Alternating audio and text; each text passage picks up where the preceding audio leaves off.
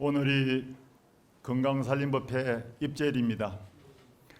여러분들이 해마다 건강살림법회에 참석해가지고 법문을 많이 들었기 때문에 아는 내용이 또 많이 나올 줄 압니다.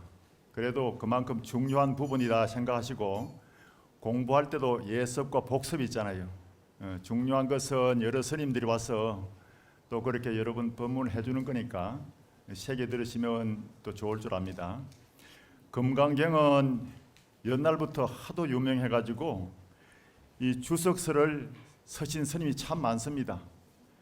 중국에서도 유명한 53가해라 해가지고 주석서가 나왔고, 우리 한국에도 금강경 5가해라 해서 주석서를 쓴 것이 있습니다. 그리고 역사적으로 보면은 800여 권이나 되는 주석서가 나왔는데 모두 도인 스님들이 각기 당신의 눈높이에 맞춰서 그렇게 해석을 하고 또 많은 사람들에게 이익을 주기 위해서 풀이를 했던 것입니다.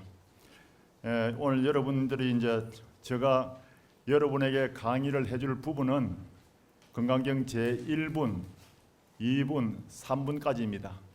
먼저 1분을 한번 독송하고 그렇게 강의에 들어가겠습니다. 마음을 안정하는 의미에서 함께 독송을 하도록 하겠습니다. 금강반야 바라밀경희와 같이 나는 들었다. 어느 때에 부처님께서 사위국 기원정사에서 덕이 높은 비구 1250명과 함께 계셨다. 그때 마침 공양할 때가 되어 가사를 수하시고 바루를 드시고 사위성에 들어가시어 차례로 밥을 빌으신 뒤 계시던 곳으로 돌아오시어 공양을 드시고 가사와 바루를 거두신 후 발을 씻으신 다음 자리를 펴고 앉으시었다. 이것이 이제 제1분인데 이 제1분에서 옛날 선수행하는 성가의 스님들은 금강경은 다 끝났다. 1분 속에 금강경 핵심이 다 들어있다. 이렇게 말씀을 하셨습니다. 금강경 제1분 속에 어떤 내용이 있는가 한번 짚어보겠습니다. 금강경은 여시아문으로 시작해가지고 신수봉행으로 끝납니다. 이와 같이 나는 들었다 이렇게 해서 이제 경에 들어가는데, 부처님께서 사위국 기원정사에서, 이 기원정사라는 것은 기타 숲 외로움이 돋는 절이라고도 번역을 하는데, 기타 태자와 수자타 장자가 합의해가지고 이 사원을 세웠습니다. 그래 금강경 서두에 이 절 이름이 나오는 것은 두 분의 그런 참 신심으로 이렇게 공덕을 지어가지고 여기에서 부처님께서 21년 동안 반야 600부를 설법하셨습니다. 그러니까 참 오랜 세월 동안에 이 기원정사에서 반야 금강 여러 반야 600부를 강설하셨다. 그렇게 이제 한번 짚고, 또 부처님께서는 이 금강경은 반야지가 아주 무르익었을 때 577권째 이 금강경을 법문하셨습니다. 그만큼 이 사원이 참 아주 유서 깊은 도량이라 해서 금강경 서두에 나온 것입니다. 1250명 제자들이 함께 계셨다는데 이건 상징적인 이제 제자들의 숫자입니다. 처음에 교단이 형성될 때 그렇게 모여진 숫자를 경에 실었습니다. 탁발 나가실 때 가사를 수하시고, 가사는 이제 법복을 말하는데 그렇게 나갔다는 것은 위를 갖추라는 것을 일러주신 것입니다. 이제 보통 탁발할 때 나가는 가사가 있고, 일반 생활할 때에 입는 또 가사가 있고, 또 설법할 때 가사가 또 따로 있습니다. 그래서 여기서는 이제 탁발할 때 가사를 수하시고 탁발 나가셨다는 것을 적고 있습니다. 탁발 시에 차례대로 그렇게 이제 공양을 받았었는데 이 차례대로 한 것은 처음에는 차례대로 안 하고 스님들이 각기 알아서 탁발을 해왔답니다. 그런데 귀족 출신인 수보리 존자는 가난한 집에 가면은 미안하니까 부잣집을 골아다니면서 탁발을 했대요. 그리고 이제 또 고행 잘하시는 두타제일 가습 존자는 가난한 사람들에게도 복을 지어줘야 된다 해가지고 또 가난한 집만 차이되면서 탁발을 하셨답니다. 그런데 부처님께서 그러지 말아라. 이 부처님의 가르친 불교는 평등한 마음을 나타내는 것이니까 차별하지 말고 차례대로 7집을 가가지고 탁발을 하도록 하고 그 공양 올리는 집에서는 2숟가락씩 공양을 올렸답니다. 그러면은 7집을 돌고 나면은 거의 한 바리대 한 끼 공양은 충분하답니다. 그리고 부잣집에서는 좀 더 드리고 싶어가지고 숟가락을 큰 걸 만들어 가지고 이렇게 공양을 올린답니다. 이렇게 그런 그 기록도 있습니다. 그리고 이제 돌아오셔가지고 공양을 드셨는데 공양을 드시고 난 뒤에는 가사와 바로를 거두시고 난 뒤에 발을 씻으시고 자리에 앉았다 했는데 이게 참 중요한 대목입니다. 흙먼지 묻은 발도 물로 깨끗이 씻고 나면은 본래 깨끗한 발의 모습이 나타납니다. 이것은 우리의 본래 청정한 마음을 비유해서 얘기한 겁니다. 우리가 무명 번뇌에 찌들어 있는 마음이라 할지라도 수행 정진을 통해서 마음을 닦아서 본래 청정한 마음의 근본 자리로 돌아갈 수 있다는 것을 보여주신 것입니다. 자리를 펴고 앉았다는 것은 우리의 여여부동한 부동심을 일깨워 주신 것입니다. 그리고 여기서 이제 차례대로 공양을 했다는 것도 우리 부처님의 가르침대로 차별하지 말고 평등한 마음으로 가서 복을 지어주고 공양을 받아오셨고 또 발을 씻으신 것은 우리의 본래 청정한 마음의 근본 자리를 드러내 보여준 것을 일깨워 주신 것입니다. 자, 또 2분 이제 한번 독송하겠습니다. 그때 장로 수보리가 대중 가운데에서 일어나 오른쪽 어깨를 드러내고 오른쪽 무릎을 땅에 꿇으며 두 손을 모아 합장하고 공손히 부처님께 말씀드렸다. 참으로 거룩하신 부처님이시여 열애께서는 모든 보살들을 잘 보살펴 주시고 항상 격려해 주십니다. 부처님이시여 선남자 선여인이 세상의 깨달음을 얻고자 마음을 낸다면 어떻게 그 마음을 머무르며 어떻게 그 마음을 다스려야 합니까? 부처님께서 말씀하셨다. 수보리야, 참으로 좋은 질문이다. 그대가 말한 대로 열애는 모든 보살들을 잘 보살펴주고 잘 가르쳐주며 늘 격려해준다. 이제는 그대를 위해 말하리니 잘 듣도록 하여라. 세상의 깨달음을 얻고자 마음을 낸 선남자 선여인은 마땅히 이와 같이 마음을 머물러야 하며 이와 같이 그 마음을 다스려야 할 것이니라. 알겠습니다. 부처님이시여 간절한 마음으로 잘 듣고자 합니다. 여기에서 보살이라 하면 수행하는 마음을 낸 발심한 구도자를 말합니다. 우리는 이제 보통 불교 신도들 중에서 여신도님들한테 보살님 그러잖아요.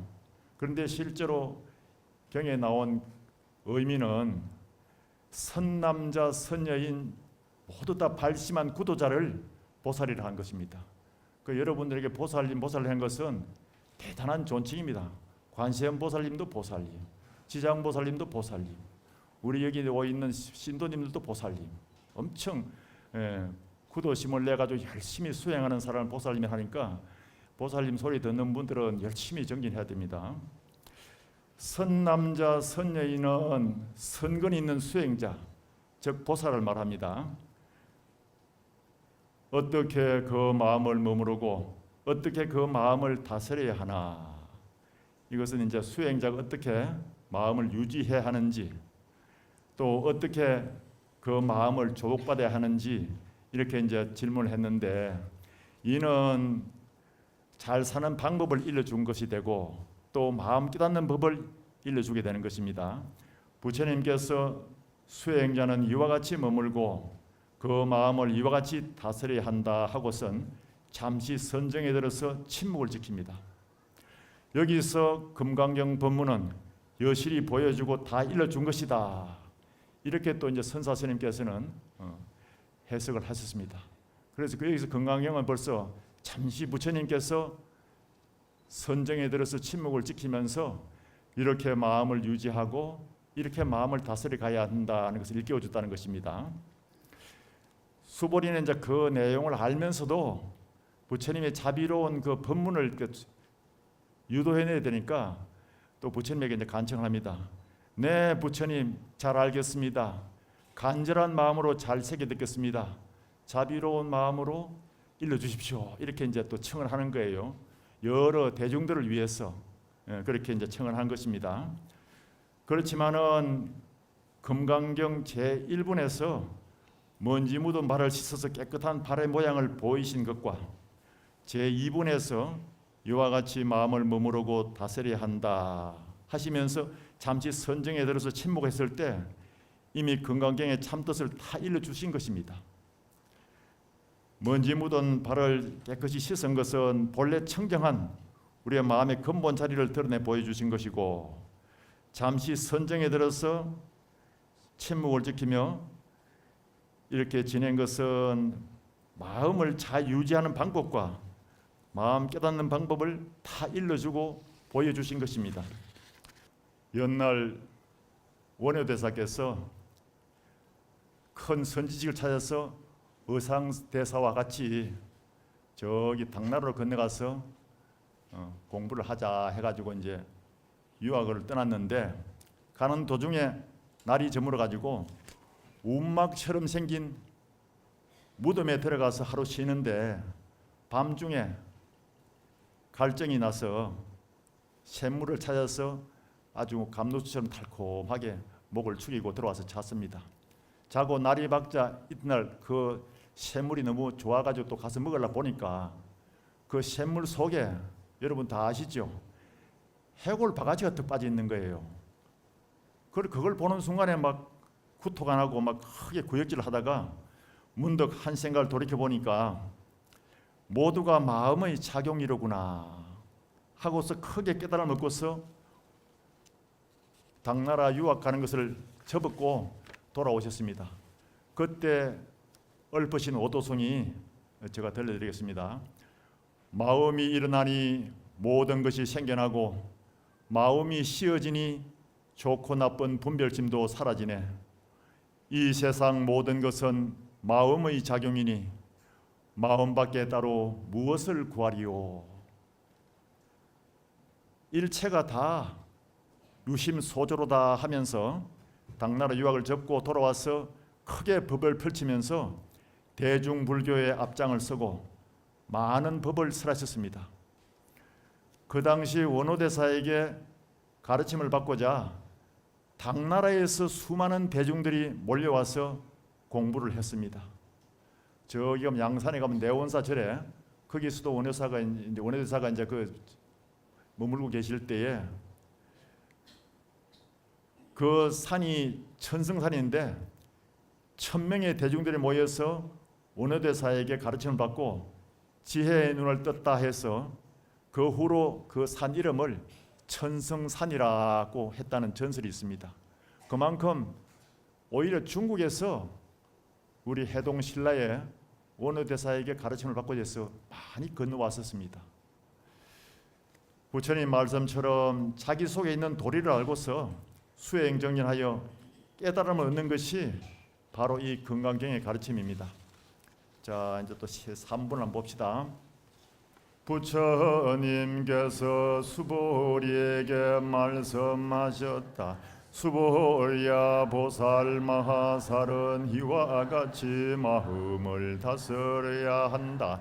세상에 존재하는 9 종류의 중생들, 다시 말해 아래에서 태어난 것, 모태에서 태어난 것, 섭기에서 태어난 것, 변화하여 생긴 것, 모양이 있는 것, 모양이 없는 것, 생각이 있는 것, 생각이 없는 것, 생각이 있는 것도 아니고 없는 것도 아닌 이런 모든 중생들을 번뇌가 없는 완전한 열반에 들게 하여 제도하겠다는 마음을 내야 하느니라.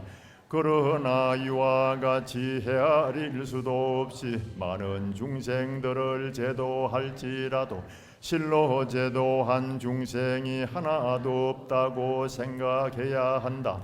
왜냐하면 수보리야, 보살이 중생들을 제도했다는 생각을 낸다면 나라는 상, 남이라는 상, 중생이라는 상, 수명에 대한 상에 집착한 것이기에 참된 보살이라 할 수 없느니라.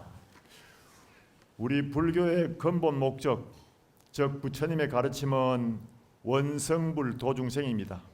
원컨대 성불하여서 중생들을 두루 다 구제하겠습니다, 제도하겠습니다, 이런 뜻이 담겨 있는 것입니다. 수행하는 보살들이 어떻게 마음을 유지하고 또 그 마음을 어떻게 조복받아야 하느냐, 이것이 금강경의 핵심이고 그 답이 금강경 전체의 내용이 되는 것입니다. 부처님께서 처음 발심한 보살, 즉 수행자는 모든 중생들을 다 제도하겠다는 원을 세우고 수행을 해야 하고, 공부를 성취해서 모든 중생들을 다 제도했다 할지라도 실로 제도한 중생이 하나도 없다고 생각해야 된다고 하셨습니다. 왜냐하면은 그런 생각을 낸다면은 상에 빠진 것이기 때문에 참된 수행자, 즉 보살이라 할 수 없다 했습니다. 우리 모두는 본래 완벽한 존재이고 부처님의 차원에서 보면은 우리 모두는 한치의 오차도 없이 조금도 모자람이 없이 본래 다 갖추고 있기 때문에 그렇게 말씀하신 것입니다. 부처님께서 보살은 그 어디에도 머무는 바 없이 보시를 해야 하느니라 했습니다. 그 어디에도 집착하지 말고 상에 빠지지 말고 보시를 해야 된다고 하셨던 것입니다. 금강경 전체 흐름은 무주상 보시를 강조하고 있습니다. 이 무주상 보시 중에는 지혜를 완성하여서 자비를 실천하는 그 내용이 다 담겨 있는 것입니다. 보시에는 보시, 지계, 인욕, 정진, 선정, 지혜, 이 육바라미를 다 담고 있는 것입니다. 인간이 가지고 있는 가장 큰 병이 나와 내 것에 대한 애착이고 상병입니다. 그래서 육조대사께서는 무상위종이라, 상이 없는 것을 어뜸으로 삼는다고 했습니다. 여러분들이 이제 많이 들어서 알고 계시겠지만은 오늘 건강 입제날에 또 한번 짚어야 됩니다. 건강경의 종지, 즉 대인은 따라하십시오. 파 2집, 현 30, 파 2집과 현 30을 말합니다. 파 2집은 아집, 법집을 깨뜨리는 것을 말합니다. 현 30은 아공, 법공, 구공을 말합니다. 아집, 법집은 나와 남이라는 집착 때문에 모든 문제가 생기는 것입니다. 주간, 객관을 나누다 보니까 갈등이 생기고 분별심이 일어납니다. 나와 남이라는 분별심이 사라지고 주관, 객관이 끊어진 자리, 그 자리가 삼매이고 그것이 금강경의 가르침입니다. 그래서 이제 주석서를 많이 이렇게 펴낸 고성들의 그 주석서를 보면은 상을 다스리고 상병을서 벗어나려고 하면은 오직 일념으로 수행 정진해가지고 삼매를 정득해서 깨달음을 얻어야 된다, 이렇게 늘 강조하고 있습니다. 나와 남이라는 두 가지 집착과 고집만 없으면은 세 가지 공, 현상공은 저절로 드러납니다. 아도 공하고 법도 공하고, 공하다는 그것마저 공해져야 대우주 진리인 실상반야, 마음의 근본 자리로 깨달아서 해탈세계의 주인공이 될 수 있는 것입니다. 이제 건강경을 많이 들어도 들을 때는 이제 참 우리가 다 부처의 자질을 갖추고 있고 상병을 없애려고 하면은 어떻게 수행해야 되는데 하면서도 막연하지 않습니까? 건강경을 독송을 많이 하는 분도 계시고 또 나름대로 선수행을 하면서 선정을 닦는 분도 계실 것입니다. 인간이 가진 고질병인 이 상병을 벗어나려면은 오직 마음을 모아서 집중력을 키워야 합니다. 정진하여서 삼매를 성취해야 하는 것입니다. 열심히 삼매를 닦아갈 때에 뭐 하루 이틀 한다 해서 되는 게 아니고 우리가 꾸준히 하다 보면은 독경이나 선정을 닦는 가운데 마음을 안정을 얻어서 자신을 돌아보는 여유를 갖게 되는 것입니다. 그래서 가만히 생각해 보면은 마음에 안정이 되고 여유가 생기면은 불평 불만은 사라지고 자기 속에서 참여하는 마음하고 감사하는 마음이 들어서게 되는 것입니다. 부정적인 생각이 긍정적인 생각으로 바뀌어집니다.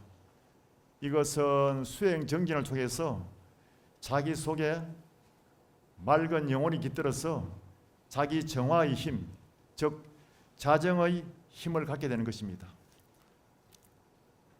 아주 열심히 독경을 하고 선정을 닦아서 더 마음이 집중되면은 자아의 문이 열립니다.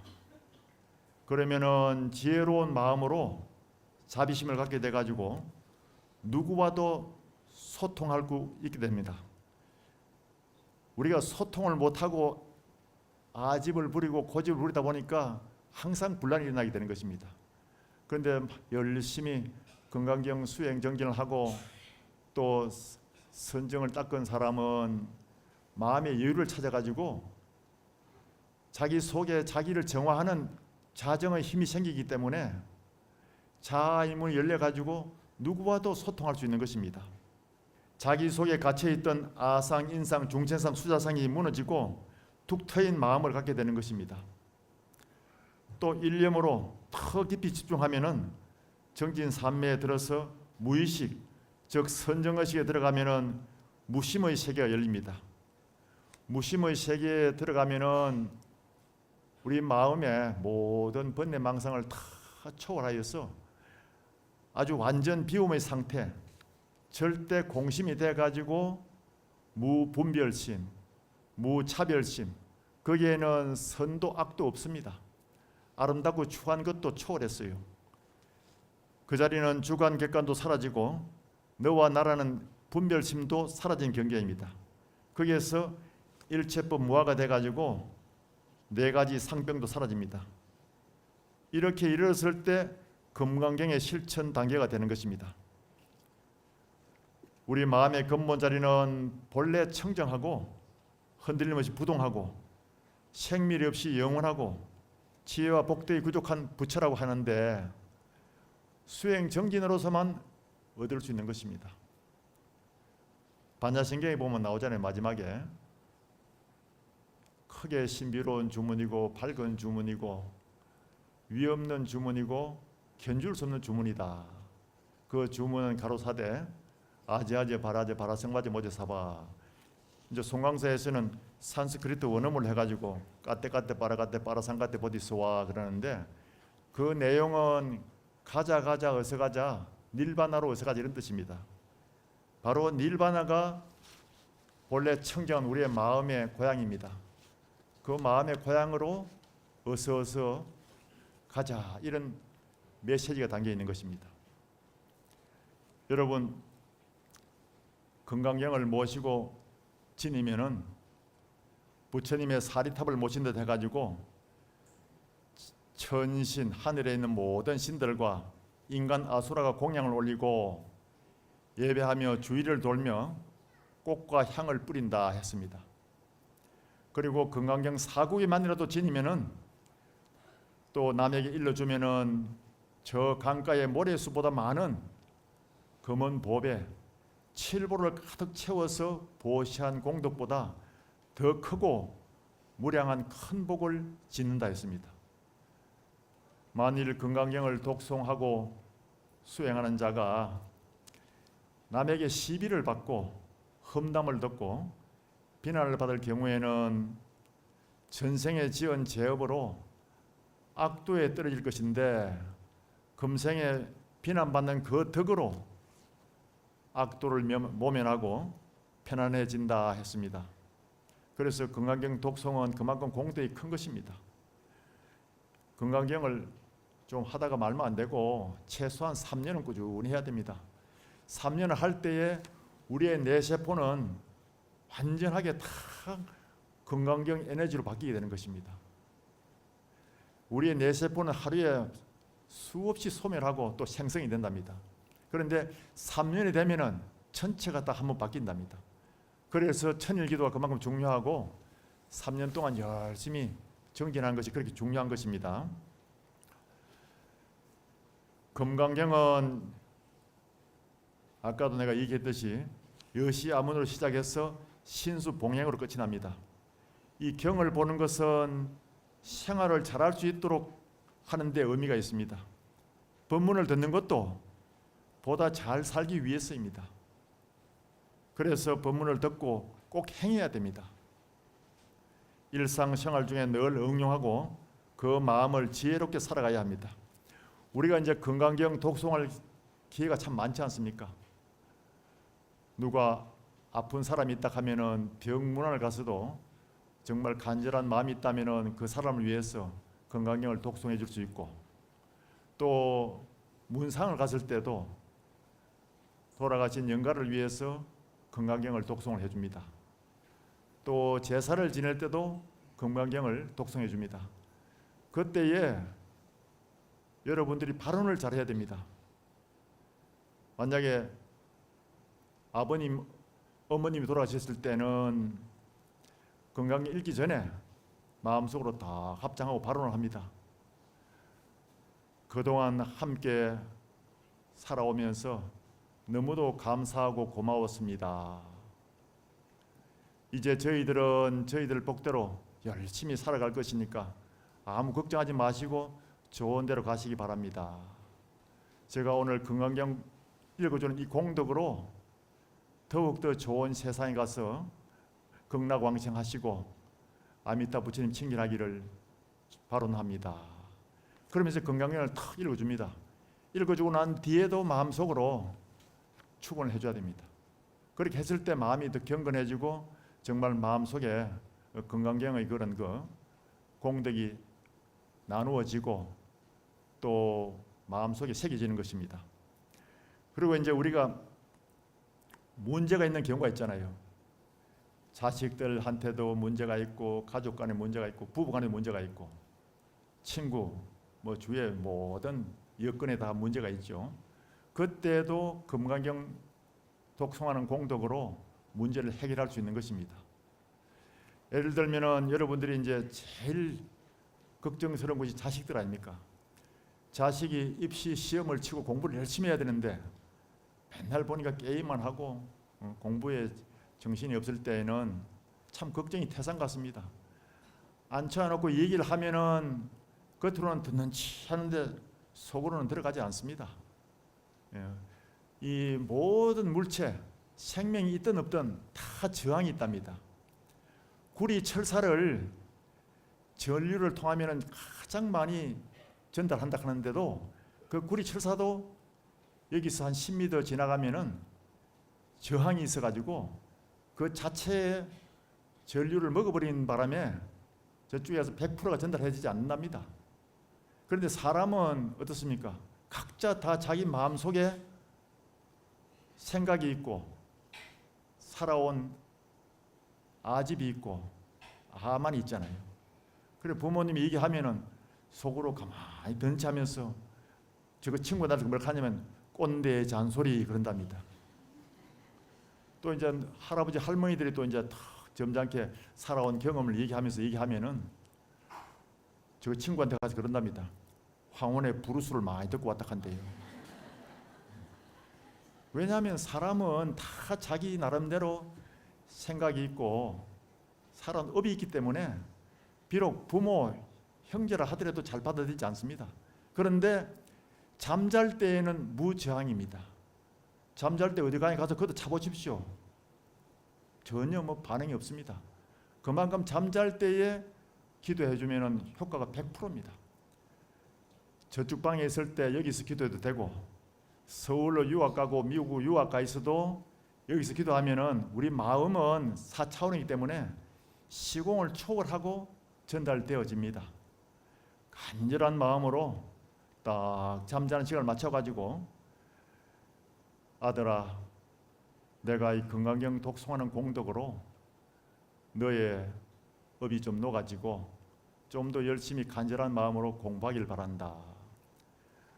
농사 짓는 농부가 그해 여름을 게을리 보내면은 겨울에 춥고 배고픔을 면할 수 없어가지고 고생하듯이 배움에 있는 젊은 사람이 그 젊은 학창 시절을 헛되이 보내면은 일생을 어두움 속에서 고생해야 되는 것이다.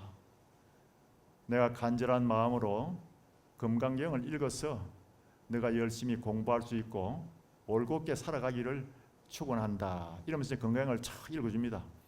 우리의 뇌파가 가라앉고 안정이 돼야 이 마음이 전달해지는 거예요. 내가 진심이 나가지고 얘기하면은 절대 전달되지 않습니다. 그래서 금강경을 한 번 읽으면 마음이 좀 안정되고, 두 번 읽으면 더 안정이 되고, 세 번 독송하면 더 깊은 내면의 세계에 들어가기 때문에 전달의 효과가 더 많아집니다. 그렇게 해서 딱 기도를 하면은 정말 효과가 100%인데 한 3일 해도 효과가 없으니까 아이고 하고 포기하면 절대 안 됩니다. 여러분들이 100일을 잡고 해보십시오. 정말 그러면은 자기도 모르게 아들이 어머니가 열심히 공부하라 하고 젊을 때 공부 안 하면 나중에 가서 참 고생한다 하는데 그 말씀이 맞다, 이런 생각이 점점 들어가지고 부모님의 기도와 바른 대로 마음을 다잡아가지고 공부를 하게 되는 것입니다. 예를 들어서 얘기를 하나 하겠습니다. 옛날에 이제 우리나라 사람들이 미국으로 이민을 참 많이 갔지 않습니까? 그때 전쟁의 위험도 따르고 언제 또 북한에서 핵미사일을 쏠지도 못한다 하니까 미국으로 이민을 많이 갔는데, 미국으로 이민 간 사람들이 주로 많이 한 일이 뭐냐면은 세탁소하고 이 손으로 하는 작업을 많이 했어요. $100 산다든가 이렇게 그런 일을 많이 하면은 미국에서는 이 수 작업하는 것이 굉장히 임금이 비싸답니다. 대학을 나오지 않아도 대학을 나온 사람보다 더 많은 임금을 받게 되는 것이니까 그런 작업이 참 굉장히 이익스럽답니다. 그래서 이제 어떤 사람이 이민을 가가지고 페인트상을 했어요. 직원을 한 6명 데리고 이제 부르면 가서 이제 페인트 칠해주고 하는데 수입이 굉장히 괜찮은 거예요. 그러니까 돈을 모을 생각은 안 하고 다음 달에도 이만큼 들어온다는 것이 믿음이 가니까 맨날 어디 가서 게임이나 하고 빠찡고 와서 도박이나 하고 이래가지고 돈을 다 써버리고 술 마시고 또 이제 없애버리고 하는데, 서울에 있는 가족이 볼 때는 걱정스러운 거예요. 돈도 모으고 결혼도 해야 되고 앞으로 살림도 살아가면 예금을 해야 되는데 저렇게 헝쩍맞게 쓰면 어떻게 하나. 그래 누님이 이제 아주 열심히 절에 다니는 신도였어요. 그래 한 만나가지고 이제 열심히 좀 살아보라. 니도 미국에도 한국 절이 있다 하니까 절에 좀 다니고 좀 열심히 살아보라 하기는. 아이고 절에는 나이 들면 가지요. 그 젊은 사람이 가면 청승 맞아요. 누님 아무 걱정하지 마세요. 나중에 다 나이 들면 다 절에 갑니다. 그렇게 하더래요. 그래서 이제 여기서 내가 100일 기도를 해서 제 마음을 좀 잡아줘야겠구나 생각을 하고, 여기 낮에는 지금 미국에는 잠자는 시간이에요. 그래서 잠자는 시간에 여기서 이제 기도를 하는데, 사시 맞이 올릴 때는 절에 와서 기도하고 아침 저녁을 집에서 했답니다. 열심히 경도 읽고 108배도 하면서 이제 발언을 합니다. 자꾸. 그런데 한 90일이 돼 갔는데 제가 이제 그 해제돼 가지고 그 절에 가 보니까 우리 서울의 법연사 절이에요. 가 보니까 그 신도가 정말 열심히 기도하는 게 보였어요. 이 깨끗한 걸레를 집에 매일매일 가져가서 삶아 와 가지고 깨끗이 탁자부터 닦고 법당을 이렇게 정돈하고 또 초가 이렇게 녹아서 이렇게 좀 울울하면은 맨도 칼로 그 초를 다시 바꾸는 게 아니라 싹 깎아 가지고 기도할 수 있도록 불 붙이 좋게 딱 만들어 놓고 그래 이제 앉아서 미리 준비를 하다가 스님이 들어가서 연불하면 같이 연불하고 마지를 올리고 이렇게 이제 하던데 아, 참 열심히 한다 싶은 생각이 들었어요. 그런데 90일이 다 돼 갔는데 편지가 왔더랍니다.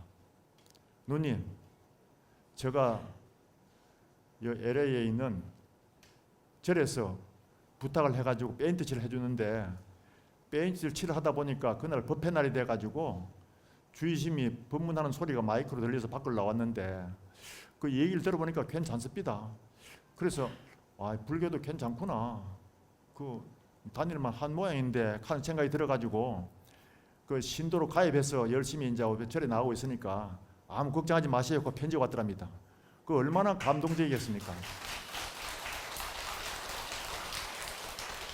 그래서 그 편지를 들고 절에 왔었어요. 와가지고 웁니다. 울어. 그만큼 열심히 기도한 공덕이 나타나니까 얼마나 감동적이겠습니까? 그런데 미국 그 LA의 고래사란 절에 있는 스님이 서울에 왔었어요. 그래서 내가 아니 저 기도하는 보살님 동생이 그 절에 다닌답니다 하기는 아 누군데 그 보살님 좀 인사 좀 시켜달래요.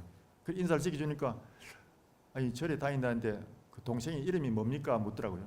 그래서 최아무개라고 하기는 아 그 친구 저 젊은 사람인데 우리 절에 페인트도 공짜로 칠해주고 신도로 가입을 하길래 아주 활동적으로 잘해가지고 간부 임원으로 시켰대요. 그러니까 열심히 뛰고 마치고 나면 또 절에 와서 아주 열심히 스님들한테 말씀도 듣고 이렇게 하면서 절에 도울 일 있으면 허드레 일을 다 하고 그런다고 아주 뭐 신심이 있다 하더래요. 그래서 이 친구가 이제 술도 안 마시고 그 어디 뭐 도박하는 데 가지도 않고 정말 절에 이제 취미를 붙여가지고 다니면서 절에 와서 복을 짓는 그런 일을 하는 거예요. 그 신도가 또 감사하죠. 참 감사해서 막 눈물 흘리더라고요. 그걸 봤습니다. 그래서 여러분들이 잠잘 때 기도하면은 그만큼 효과가 있는 것입니다. 연날 부처님께서 부처님의 제자 중에서 제바달드라는 사람이 있었는데 사촌 동생인데 참 부처님을 힘들게 했습니다. 부처님한테 와가지고 하루는 부처님 이제 부처님은 나이가 좀 들고 연세도 많으시니까 부처의 자리를 제게 넘겨주시고 교단을 제게 물려주시고 진짜 좀 편안하게 물러나서 조용히 쉬시면 안 되겠습니까? 제가 잘 모시겠습니다. 이런 소리도 했고 늘 부처님한테 시비하고 힘들게 했습니다. 그런데 부처님께서는 제바달다야 아직까지 그대는 교단을 이끌 만한 그런 자격을 갖추지 못했다. 더 열심히 수행 정진하라 했습니다. 그 제바달드는 철저하게 아주 고행수를 했습니다. 그 당시에 부처님께서 병든 비구는 우유를 먹어도 좋다 했는데 제바달드는 그것도 소에서 뺏어온 것이기 때문에 먹으면 안 된다 해가지고 철저하게 우유도 안 먹고 또 나무 밑에서 고행을 하고 그렇게 했기 때문에 은근히 제바달드를 또 따르는 또 비구들이 많았습니다. 어떤 때는 제바달드가 500명의 비구를 데리고 교단을 이탈해 가지고 나가버린 적도 있었습니다. 그때 사리불 목걸리온 존자가 가가지고 신통을 보여가지고 다시 그 500 비구를 데려온 적도 있다고 기록이 되어 있습니다. 그런데 제바달드가 이제 부처님을 시해하려고 부처님이 지나가는 길목에 큰 바위를 굴려 내린 적이 있습니다. 그래 바위가 굴러가다가 깨지고 해가지고 작은 돌덩이가 부처님 발에 부딪혀가지고 발가락에 피가 났습니다. 그때 막 아란존자는 겁이 나가지고 막 도망을 갔다 그래요. 그런데 부처님께서 그것도 다 참고 인욕을 닦으면서 그냥 담담하게 지냈습니다. 그런데 제바달다가 기록에 보면은 생암지옥에 빠졌답니다. 생암지옥이라는 것은 요즘 지진처럼 땅이 쫙 갈라진데 거기 빠진 거예요. 살아서 이제 지옥에 빠진 것이죠. 그때 부처님께서는 제바다알들을 어떻게 하면 구해줄 수 있을까 하고 제바다알들의 공덕을 딱 선정에 대해서 살펴보니까 금생에는 원래 공덕이 없어요. 그래서 전생을 딱 살펴보니까 전생에 수행자로 있을 때 그 빗물이 많이 내려갈 때에 물가에 앉아 있을 때 거미가 떠내려가는 것을 보고 지팡이를 이렇게 건네가지고 거미 한 마리를 구해준 적이 있답니다. 그래서 거미 한 마리 살려준 공덕이 있으니까 거미 줄을 내려가지고 제바다알들을 구해주면 되겠구나 하고 그 빠져있는 그 지옥에 거미 줄을 내려가지고 그걸 잡고 올라오도록 해서 구해줬습니다. 그때 제자들이 부처님, 그 제바다알들은 그렇게 마구니 짓을 하고 부처님을 괴롭히고 힘들게 하는데 그 생암지옥에 놔두지 왜 건져주십니까? 또 앞으로도 얼마나 또 많은 문제를 일으키겠습니까? 이렇게 했습니다. 그때 부처님께서 하시는 말씀이 비구들아 잘 들어라. 제바다알들은 세세생생 날적마다 내 주위에서 태어났다. 그리고 내게 항상 잘못된 게 있으면 지적하고 시비하고 나를 때로는 힘들게 했지만은 내가 지혜의 눈이 열리고 난 뒤에 보니까 금생에 성불한 것은 제바다알다가 있었기 때문에 성불할 수 있었느니라. 제바다알다가 내게 늘 시비하고 비난하기 때문에 내가 제바다알에게 비난받지 않기 위해서 항상 옥깃을 내미고 여법하게 수행정진했기 때문에 성불할 수 있었다. 그래서 내가 지혜가 열리기 전에는 어찌 사람으로 태어나가지고 저럴 수 있을까 하고 원망도 했지만은 내가 지혜가 일어난 뒤에는 제바다알들은 정말 나에게 좋은 선지식이었구나 하는 것을 느끼기 때문에 나는 제바다알들을 구해줄 임무가 있었느니라 이랬습니다. 여러분 주위에서도 여러분들을 힘들게 하는 사람, 그분들이 내가 지혜의 눈을 열고 보면은 정말 선지식입니다. 그리고 우리 주위의 모든 이웃들이 내게 선지식인 줄 알면은 내게 큰 이익이 있는 것입니다.